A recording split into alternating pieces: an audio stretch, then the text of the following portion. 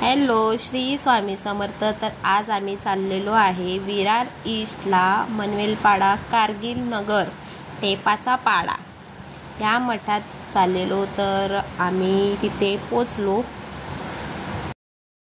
अखिल विरार श्री स्वामी समर्थ प्रतिष्ठान विरार। तर आम्ही तिथे मठात पोचलो आणि आम्ही तिथं स्वामी समर्थांच्या गाभाऱ्यात पोचलो। मस्त मन प्रसन्न असं दर्शन करून घेतलं। पुढे सर्व देवतांचे आम्ही दर्शन घेतले। तुम्ही देखील पहा आणि नक्की एकदा ह्या मठामध्ये विजिट करा। खूप छान असं स्वामींची मूर्ती आणि दर्शन सगळे व्यवस्थित देवस्थान आहेत। मग आम्ही जी ओटी वगैरे घेतलेली ती ओटी भरून आम्ही सर्व देवाचे दर्शन करून घेतले। बाजूलाच तिथे दत्ताचं मंदिर आहे। दत्त, गणपती सगळ्या देवांचे मंदिर आहेत, त्यांचे देखील आम्ही दर्शन करून घेतलेलं। जीवदानी आई आणि ही तुळजाभवानी यांची देखील इथे मूर्ती आहे। स्वामी समर्थांच्या गाभाऱ्यातून निघताच मागच्या बाजूस दत्तांची मूर्ती आहे। दत्त आणि देवीची मूर्ती आहे।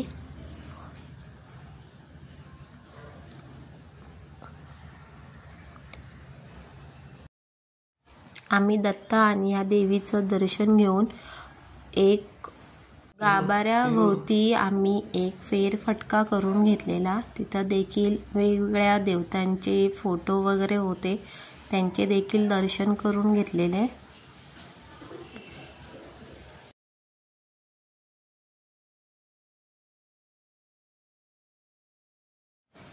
आणि त्याच्या बाजूला इथं पूर्ण शंकराची पिंडी आणि देवांचे ह्या साईडला देखील फोटो आहेत।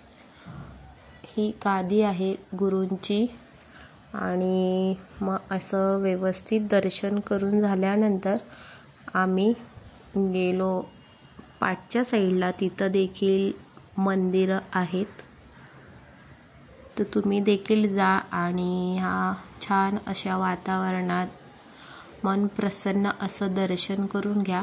इथे आम्ही गेलो होतो गणपती बाप्पाच्या पाया पडायला आणि लक्ष्मी माता असे 2 देव आहेत। गणपती बाप्पाचं दर्शन, महालक्ष्मी आणि कुबेर देव असे हे 3 देव आहेत, यांचं देखील आम्ही दर्शन करून घेतलंय। किती छान आणि सुरेख अशी मूर्ती इथं ठेवलेली आहे बाप्पांची। ही मूर्ती आहे तुळजाभवानी मातेची, यांचं देखील दर्शन करून घेतलेलं आहे। तर हे सगळे देवतांचे आम्ही दर्शन घेतल्यानंतर आम्ही गेलो होतो गौशाला बघायसाठी। अजून तिथं वेगवेगळे देवतांचे उद्घाटन म्हणजे होणार आहेत, त्यामुळे काम चालू होतं। तर हे गणपतीचं मंदिर बाहेरून बघितलं। आतमध्ये हे सगळे देवता म्हणजे वेगवेगळ्या याच्यामध्ये देव स्थापन करणार होते, तर त्यांचं उद्घाटन 13 तारखेला आहे। तर तुम्ही गेलात तर नक्की उद्घाटनाला जा। आणि तोपर्यंत व्यवस्थित हे मठ देखील तयार होईल। आणि इथे 5 मिनिटं असताना देखील आमचं मन प्रसन्न झालेलं, खूप छान। हे मठात जाण्यापूर्वीच इथे साईडला ओटीचं काउंटर देखील आहे। तुम्हाला ओटी वगैरे घ्यायचं असेल तर तिथून तुम्ही घेऊ शकता, हार, ओटी वगैरे। नंतरला आम्ही गेलो होतो गौशालेमध्ये। इथे आता कामं चालू होती, तर मागच्या साईडला गौशाला होती, तिथं मस्त गाई होत्या।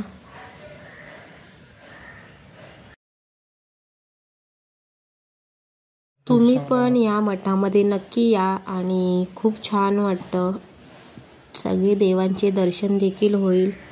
स्वामींची मूर्ती तर अप्रतिम आहे। तर नक्की विरारमध्ये कारगिल नगरला टेपाचा पाडा ह्या ठिकाणी हे मठ आहे, नक्की विजिट करा। आणि तुम्हाला देखील कसं वाटलं हे आम्हाला कमेंट्समध्ये नक्की सांगा। देवाचं देवस्थान लवकरच चालू होणार आहे उद्घाटनानंतर, आणि त्याच्या बॅक साईडला हनुमंताचं देखील मंदिर चालू होणार आहे.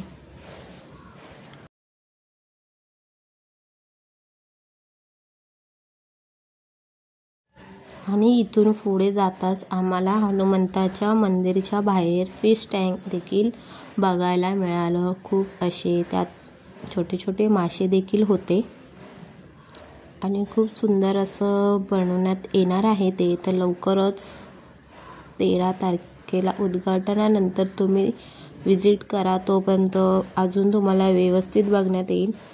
नंतर आम्ही पुढे निघताच आम्हाला पूर्ण वस्तू भांडार तुम्हाला दिसेल.